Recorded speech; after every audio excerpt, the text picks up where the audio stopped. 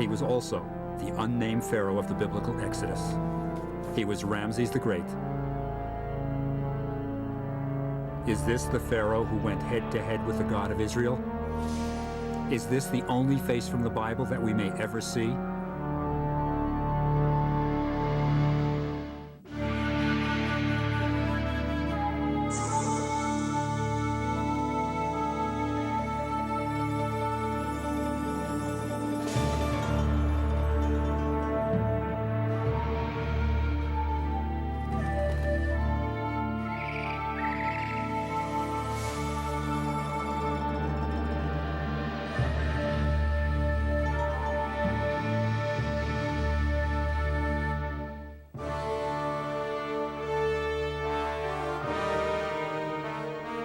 Ramses' monuments stretch from his colossal statues at Memphis in the north to the temple of Abu Simbel in the south.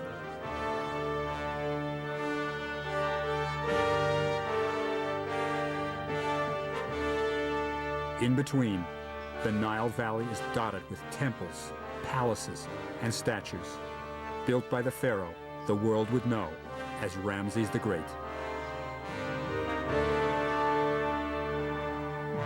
Ramses waged the greatest battle any pharaoh ever fought.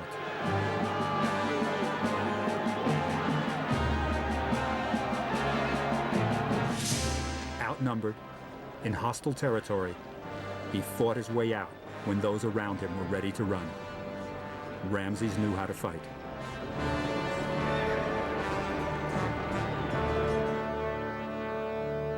The only battle he may ever have lost was with the God of the Israelites.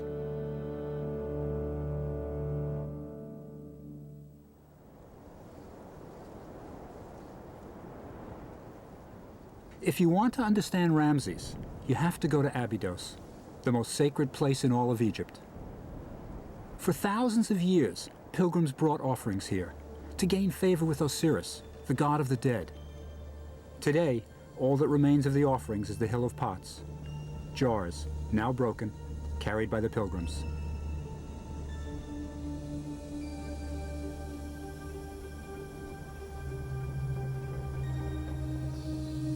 Ramses' grandfather was the first pharaoh of his dynasty.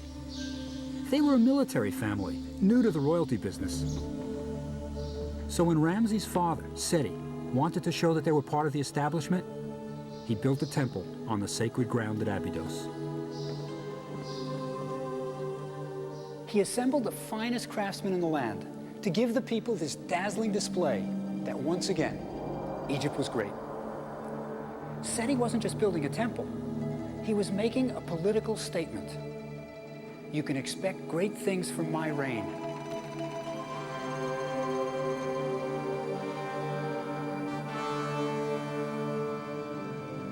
This was Ramses' father. It was a family of overachievers, and Ramses intended to do even better.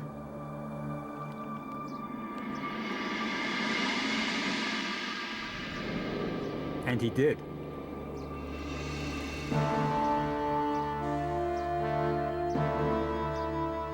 When he became pharaoh, Ramses built a temple so awesome that it would become his logo forever and an icon for all of Egypt. Ramses was only in his 20s when he began to build Abu Simbel. It's in Nubia, past ancient Egypt's southern border. It was a unique project. Most temples were built from blocks of stone, fitted together, and then carved. Abu Simbel was sculpted out of a mountain. New rock-cutting techniques had to be developed. Artists were lowered from the top of the mountain on scaffolds to paint an enormous grid that served as a guide for the sculptors, who then carved the 4 67-foot statues of Ramses seated on his throne.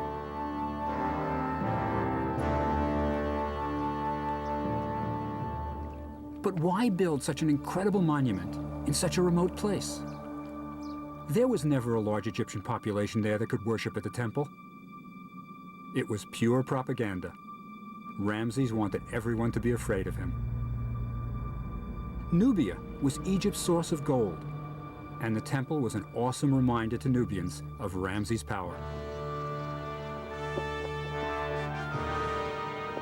Anyone entering Egypt from Nubia would have to sail past the temple with its 4 colossal statues of Ramses staring down. But then, if a Nubian stopped to visit the temple, he was met right at the entrance with impressive carvings of bound captives, many of them Nubians.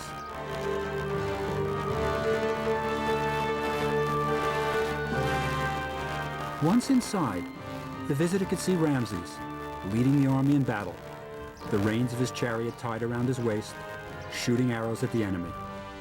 It was great drama, but it didn't end there.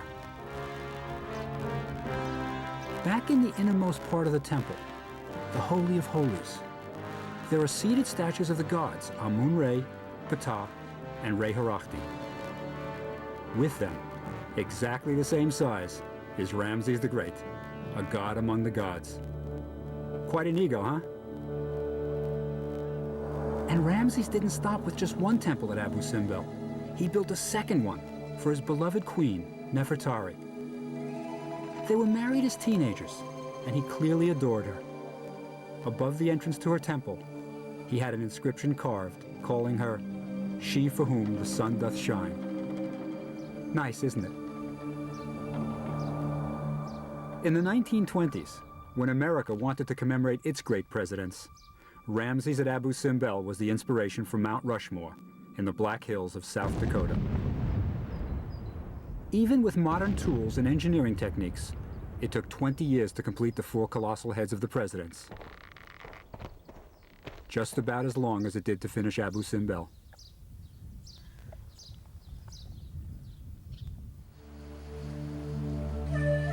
Ramses began his reign with a flurry of activity. Egypt is a vast country, mostly desert, and it's the Nile that makes the land habitable. In ancient times, the Egyptians clustered along the banks of the river. Wherever there was a city, it was on the Nile. At Thebes, ancient Egypt's religious center, Ramses built more great temples. And across the Nile, on the west bank, he had tombs constructed in the Valley of the Kings and Queens. But the real capital had always been at Memphis, some 400 miles further north, near modern Cairo. This is where the business of running the country took place. When Ramses came to power, he moved the capital to an area called the Delta, about 100 miles north of Memphis. Here, the Nile branches out into tributaries, and the entire land becomes lush and green. But Ramses didn't move the capital because of the climate. You see, he was a military man, and it was a military reason that led him to build his city named Ramesses in the north. It was the ideal place to launch military strikes, north to Syria and west to Libya, Egypt's traditional enemies.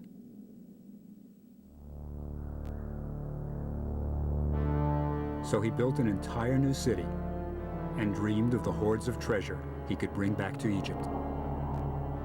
This may be the city that the Bible says the Pharaoh forced the Israelites to build.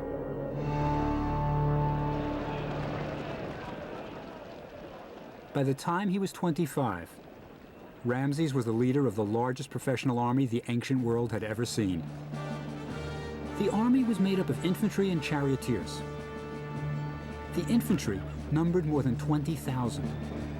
Their weapons were the battle axe, spear, and sickle sword. Because maneuverability was the name of the game in chariot warfare, chariots had to be light, so they broke easily, and only a few have survived.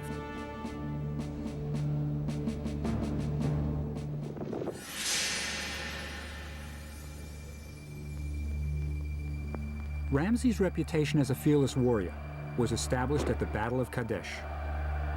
We have more accounts of this battle than any other event in ancient history. It was ancient Egypt's equivalent of George Washington crossing the Delaware. What's great is that we don't just have the written accounts of the battle. We still have the very field on which Ramses fought.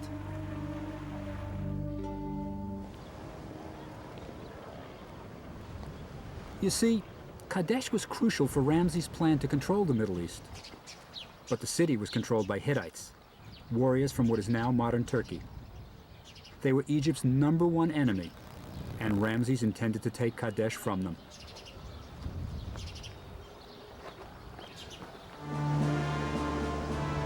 So in the second month of summer, in the 5th year of his reign, 20,000 soldiers followed Ramses out of Egypt.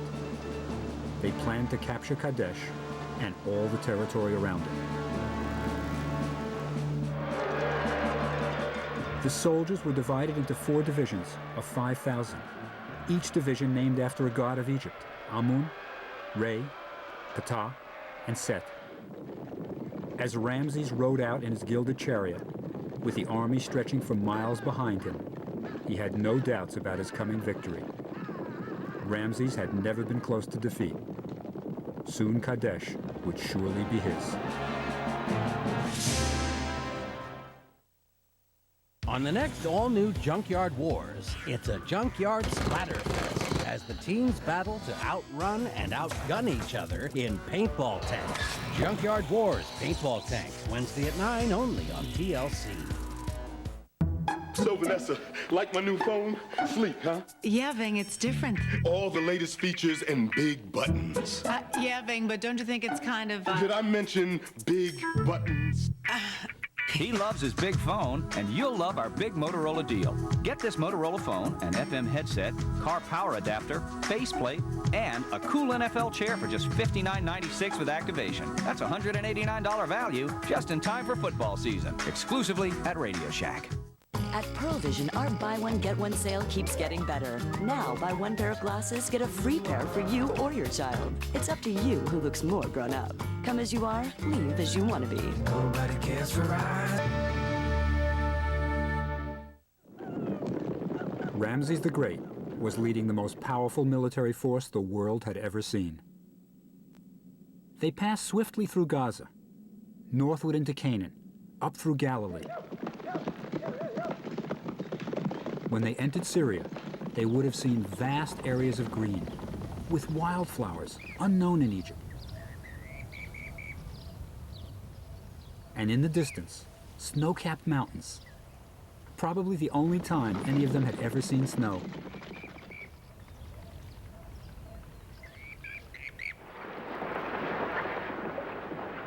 Eager to reach his goal, Ramses rose early, put on his battle garments, and led the division of Amun towards Kadesh. Stretching miles behind were the other 3 divisions. As Ramses neared the Orontes River, 2 local tribesmen joined the entourage. They told Ramses that the Hittite king, Mutwalis, upon hearing that Ramses was approaching, had fled with his army 120 miles north to Aleppo. To the young Ramses, this seemed perfectly reasonable. Eager for victory, with only the division of Amun, he pressed right on, right up to Kadesh, leaving his other 3 legions to catch up. With the arrogance of youth, he had left the bulk of his army behind. Ramses decided to camp on a knoll, where he would have a clear view of the fortified city. The next day, he intended to take Kadesh and all its treasures. It was too good to be true. As Ramses set up camp, his sentries caught 2 Hittite spies and beat the truth out of them. Ramses had been lured into a trap. Mutwalis was waiting in the woods just behind Kadesh with 40,000 troops. As Ramses and his officers made emergency plans, the Hittites attacked.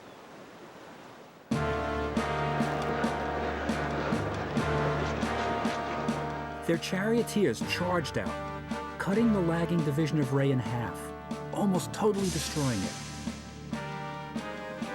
Then they went straight for Ramses' camp. Chariots were being repaired.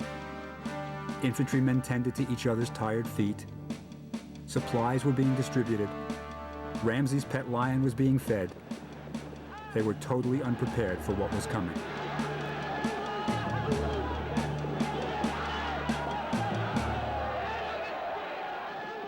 Breaking through the barrier of Egyptian shields that formed an enclosure around the camp, Hittite chariots surprised the tired troops. With the Egyptian army in a state of confusion, Ramses took control. He cried out, "Stand firm. Steady your hearts, my army, that you may behold my victory. I am alone, but Amun will be my protector. His hand is with me." As Ramses rallied those around him, he jumped into his chariot, said a prayer to Amun, and charged. It never occurred to him that he could lose. Surprising the Hittites with his bravery, Ramses saved the day. Marshaling his troops, he charged the Hittites 6 times.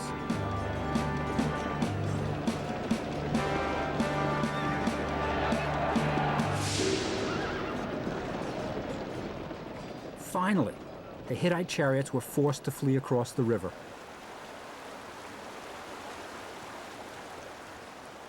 Mutwalis, waiting with his hordes of infantry to move in for the kill, was amazed to see his crack chariot company retreating across the river. One prince from Aleppo swallowed so much water trying to escape that he had to be held up by his ankles to be emptied.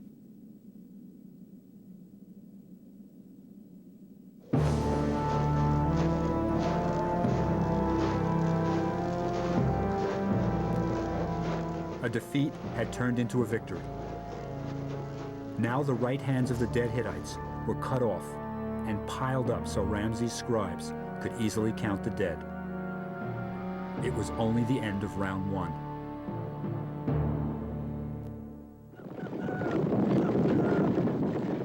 The next morning, it was Ramses' turn to attack. After several charges, it was clear. The Hittite troops were too well trained and too numerous to be defeated. It was a standoff, but the brave Ramses had achieved a great personal victory. Mutwalis offered Ramses a peace treaty. Both parties would accept the status quo and agree never to attack each other. But Ramses would have none of it. He merely agreed to a truce. He still had designs on Kadesh.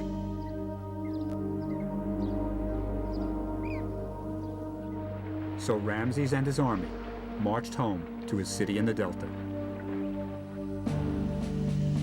It must have been a grand entrance, with Hittite prisoners displayed and tales of the pharaoh's incredible bravery. It's the stuff of which legends are made. Ramses carved the story of the Battle of Kadesh on the walls of all his temples, creating the most detailed account of any battle in ancient history. It was a story that Ramses never tired of telling, and the Egyptians loved to hear it.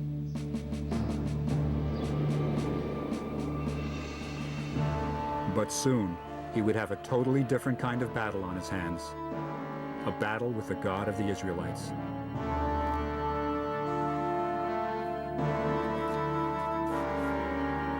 One of the great archaeological mysteries of our time is the biblical story of Exodus, one of the most crucial parts of the Old Testament. Supposedly, 600,000 Israelites left Egypt, but there is hardly any direct archaeological evidence to support it. And one of the central characters in the story may be Ramses the Great. But did it happen?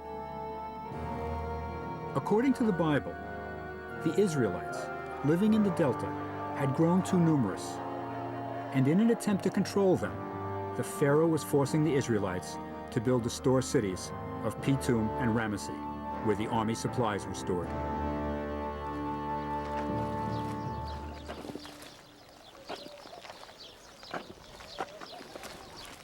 When the Israelites asked for 3 days off to celebrate a religious festival, the Pharaoh not only refused, but said they would no longer be given straw to make their bricks. Brickmaking in Egypt is still the same as it was in biblical times. Straw is crucial. It gives the bricks strength and keeps them from shrinking when dried. The Pharaoh was making the Israelites meet their daily quota for bricks, but now they also had to gather and chop the straw themselves.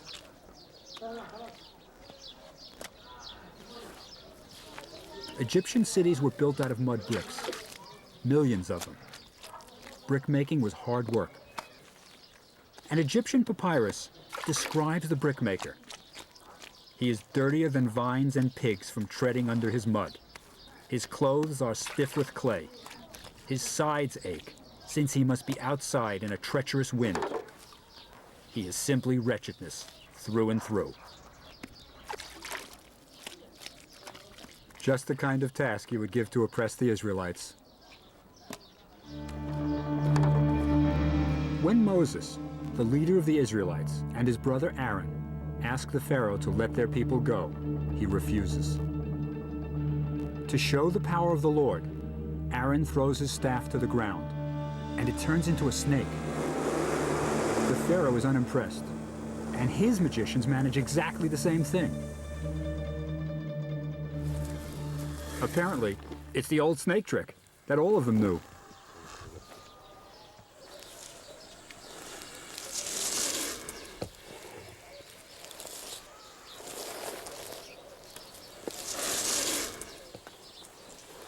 Today's Egyptian snake charmers still know how to do it.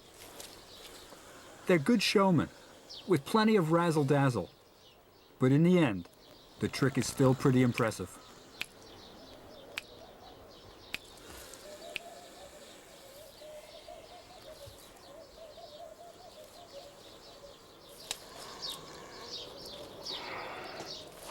The snake charmer winds the snake around a staff, and the snake becomes immobile, and the head appears to be the top of the staff.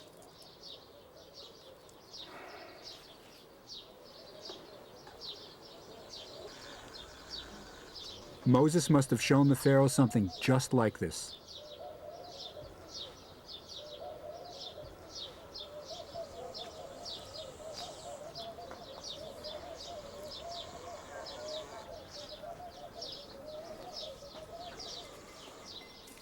When the snake is returned to the ground, it reanimates and rears up.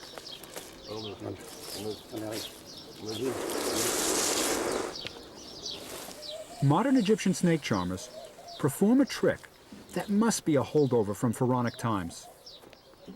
They take a cobra, the symbol of the king's power, and tie it in a knot and place it on their heads, so the cobra's head points outward, just like on the Pharaoh's crown.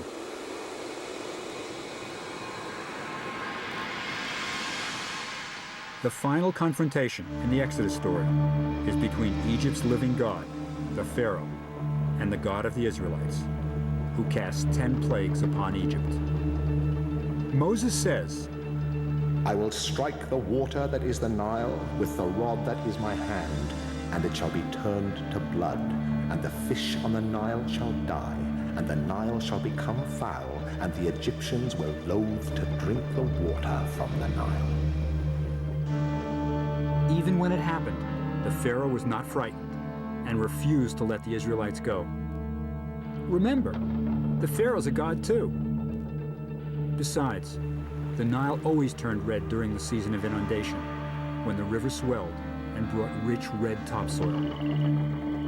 The next plagues, frogs, lice, insects, locusts, boils, and hail, didn't frighten the Pharaoh either.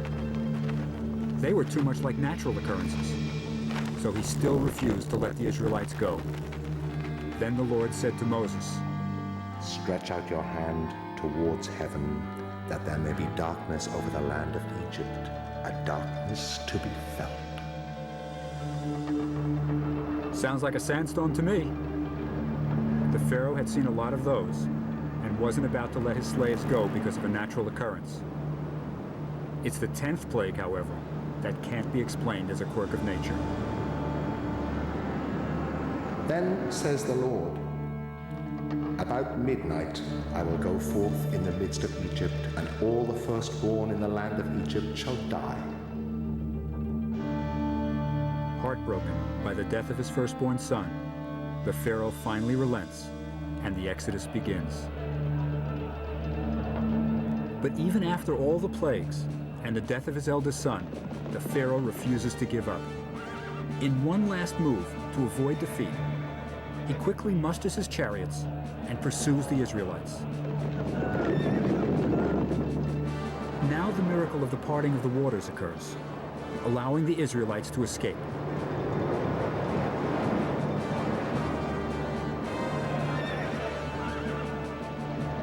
As the army follows in pursuit, they are swallowed up by the waters.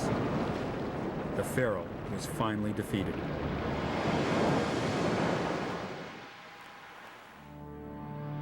In all, Exodus is a great story. But did it really happen? If there were Israelites in Egypt, and if there was an Exodus, why is it missing from the Egyptian records? The Egyptians recorded many wars and battles on their temples. But if you read the hieroglyphs carefully, you'll find no losses. The Egyptians never recorded defeats.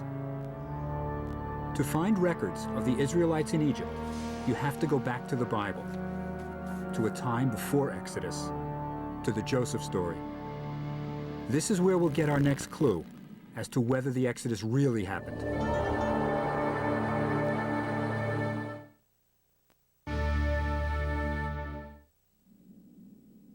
According to the Bible, an Israelite named Joseph was sold into bondage by his brothers, who were jealous of his cloak of colored cloth. Joseph ends up in Egypt and is unfairly accused of attacking his master's wife and is thrown into jail. But Joseph has a skill that saves him. He can interpret dreams. In prison, he accurately interprets the dreams of his cellmates. Eventually, the Pharaoh hears of his ability. You see, the Pharaoh is having dreams that none of his priests can interpret. He's seen 7 fat cows being devoured by 7 lean cows. But this is followed by 7 full ears of corn being devoured by 7 thin ears of corn. Joseph interprets this to mean that Egypt will have 7 prosperous years, followed by 7 years of famine. Based on his interpretation, Egypt's economy for the next 14 years is planned. During the 7 prosperous years, wheat is stored in large round-topped granaries in anticipation of the impending lean years.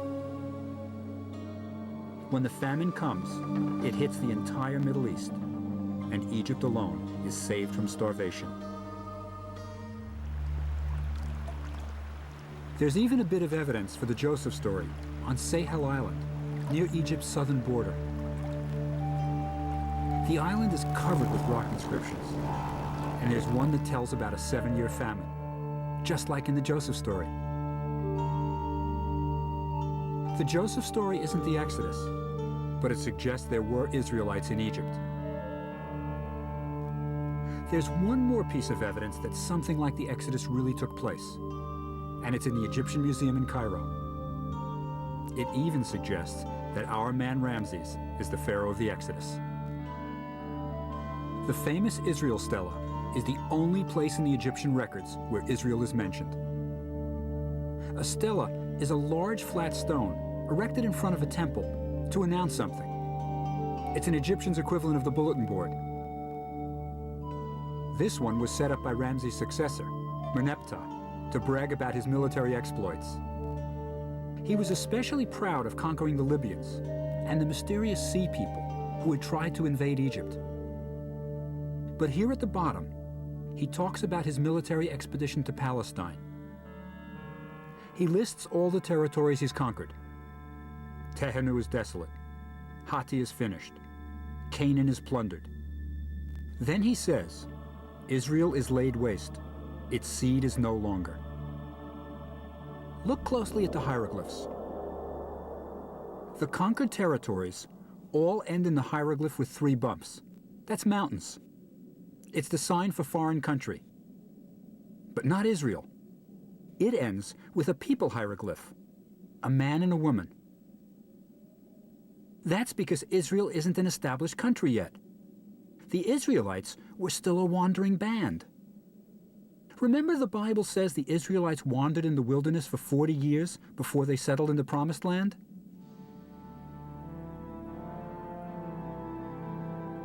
Well, if they were still wandering when Ramses' successor erected the stela, that would place the Exodus during Ramses' 67-year reign. The stela suggests that Ramses the Great was the unnamed pharaoh of the Exodus.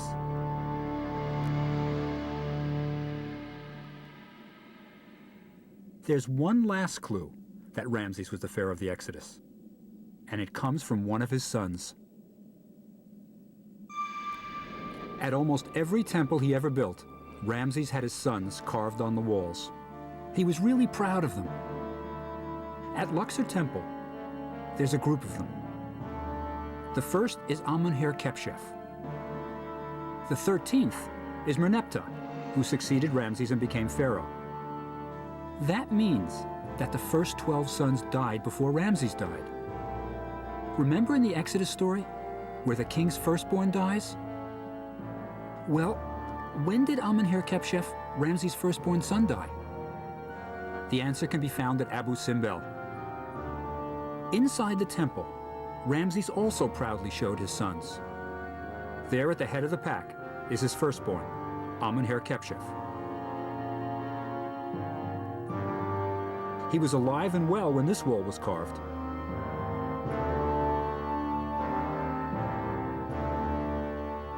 But a statue of him outside of Nefertari's temple has 2 tall hieroglyphs at the end of his name that mean deceased.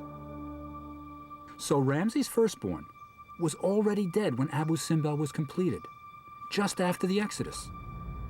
And we may even know where he was buried.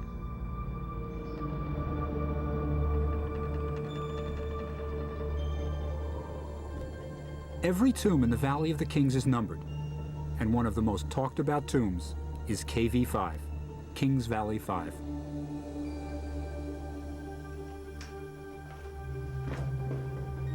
Ramses built the tomb for his sons who had died before him, just across from his own tomb, so they would be with him for eternity. This is no ordinary tomb. When Egyptologist Dr. Kent Weeks began excavating, it became clear that this was the largest tomb ever built in Egypt.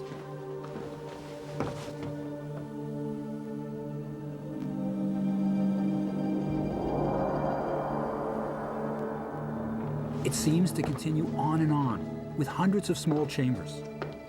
Rooms to hold mummies, rooms to hold furniture, clothing, and all the possessions that Ramses' sons would need for the next world.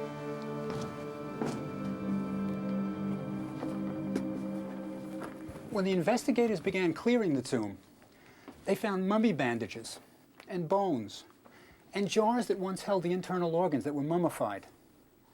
They also found inscriptions with the names of the sons of Ramses.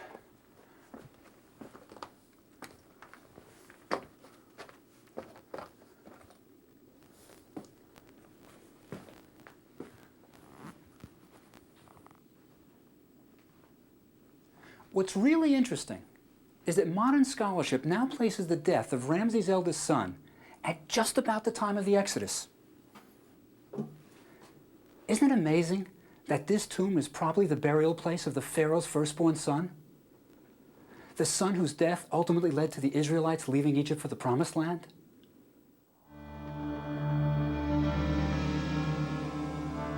All the evidence suggests that Ramses the Great was the Pharaoh of the Exodus. The Joseph story shows that there were Israelites in Egypt. It was written by someone with an intimate knowledge of Egypt. And the 7-year famine inscription on Sahel Island? That shows that famines did happen in Egypt.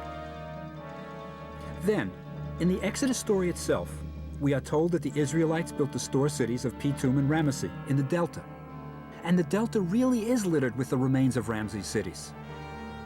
Add to this that Ramses' firstborn dies at about 1262 BC, the time of the Exodus, and it begins to look as if Ramses was the unnamed pharaoh.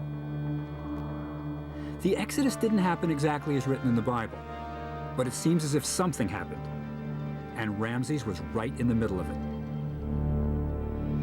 That's why, when we look on the face of Ramses the Great, we are probably looking at a character right out of the Bible. This may be the face of a man who may have actually known Moses.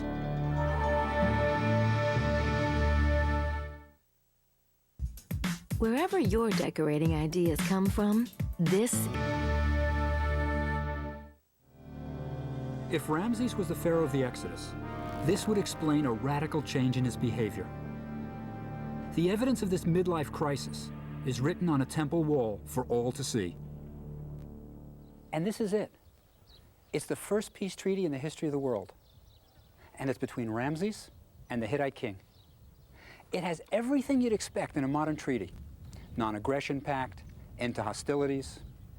But the important term up there is that Ramses the Great promises not to trespass on the land of the Hittites, to take anything from it. He's given up Kadesh. For years he fought to keep Kadesh. Why is he willing to give it up now? I think the answer may be in Exodus. Ramses had suffered his first defeat. He'd lost his firstborn son. This may have been more than he could bear.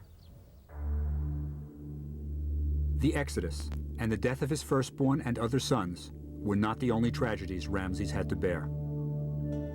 Abu Simbel was completed around the 24th year of his reign, and he sailed up the Nile with Nefertari to dedicate their his and hers temples. No king of Egypt had ever built anything like it. Of all his wives, it was Nefertari alone who was his friend and companion. She had accompanied him everywhere and appears at his side in his temple statues. This was to be the last voyage for Nefertari, she for whom the sun doth shine. She died soon after their return to the Delta Palace.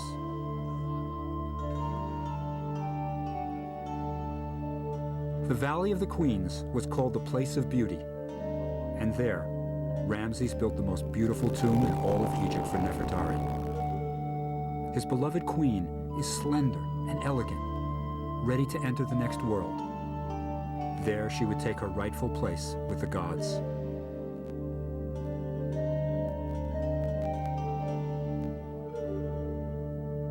Ramses would reign for another 40 years without the companionship of Nefertari. From this time on, he was a changed man. Never again would he ride out of the Delta to lead the army in battle. His thoughts had turned from conquest to building tombs and monuments.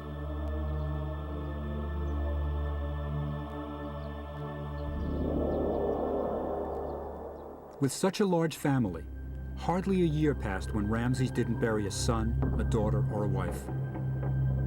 To create the tombs for his family, Ramses employed an entire village of workmen, sculptors, painters, carvers, overseers, everyone needed to build a royal tomb. This is the town where they live. It's the equivalent of a modern apartment house.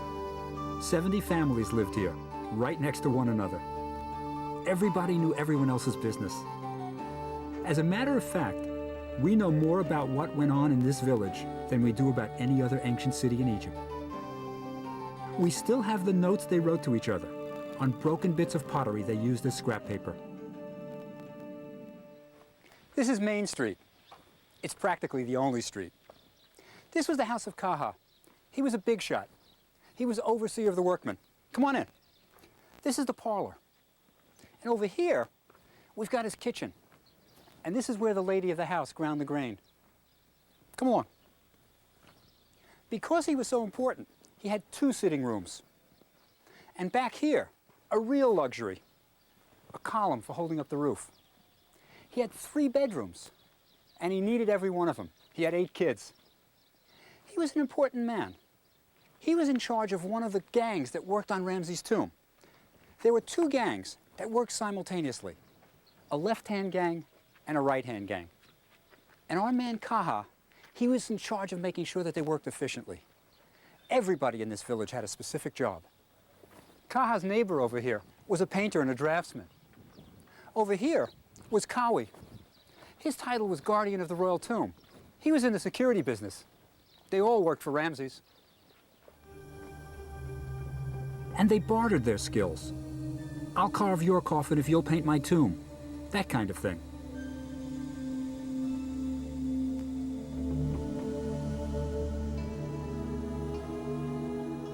But the workmen didn't spend much time in the village. They had quite a trek to work, so they couldn't be daily commuters.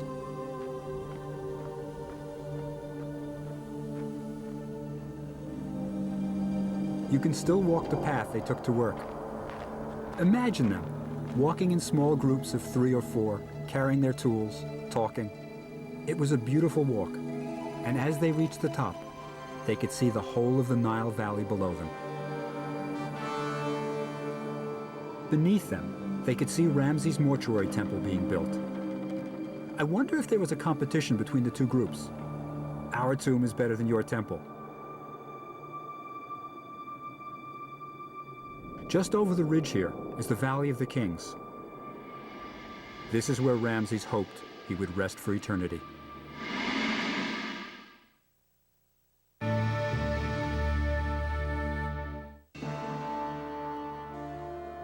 After 67 years of an extraordinary reign, Ramses the Great died in his palace in the Delta. His body was taken to the embalmer's workshop, the same workshop that had mummified his beloved Nefertari, Amenhotep, his firstborn son, and so many of his sons and daughters. For 70 days, it remained there.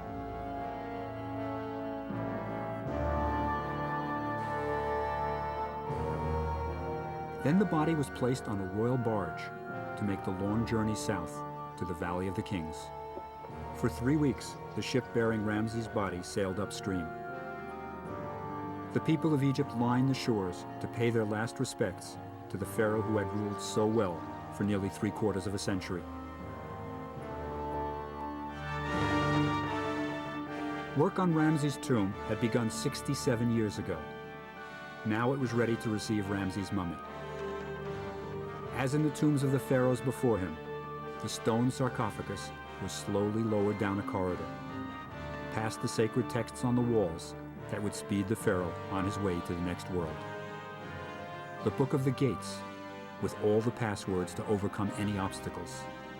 And most important, the Book of the Dead, to assure resurrection in the next world.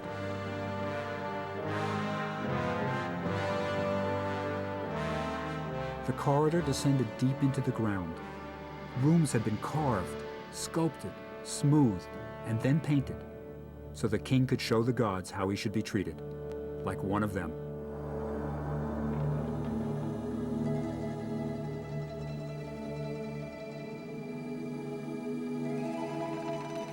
Ramses' actual tomb has been the victim of both tomb robbers and severe flooding from the occasional downpour in the Valley of the Kings. But it's still worthy of Ramses the Great.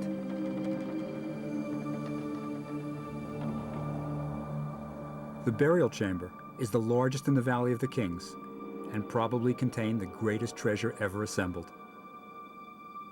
Ramses had 67 years as king of the wealthiest country on earth to gather the gold and treasures he would take with him to the next world.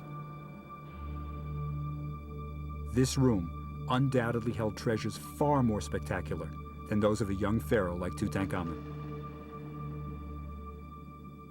By the time Ramses died, most of the men who worked on the tomb were already dead. Ramses had reigned for 67 years. For most Egyptians, he was the only king they had ever known. When Ramses finally ascended to the gods, Egypt wept.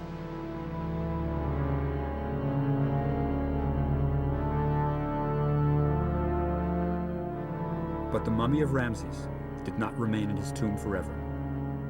Discovered by archaeologists in the last century, it was taken to Cairo, but this was not Ramses' final journey. In the 1970s, Egyptian curators discovered that the pharaohs in the Cairo Museum's mummy room were dying a second death. The humidity in the museum had allowed bacteria and fungi to attack the mummies for nearly a century.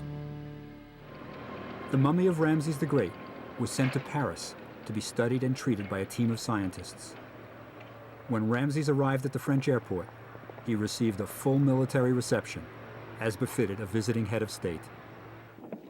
Ramses' mummy was examined by a team of scientists at the Museum of Man in Paris.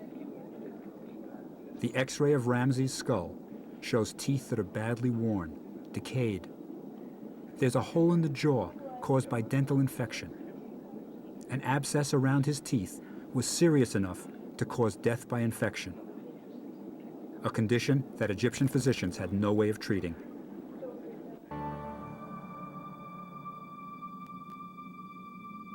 Ramses died in pain, a crippled old man nearing 90.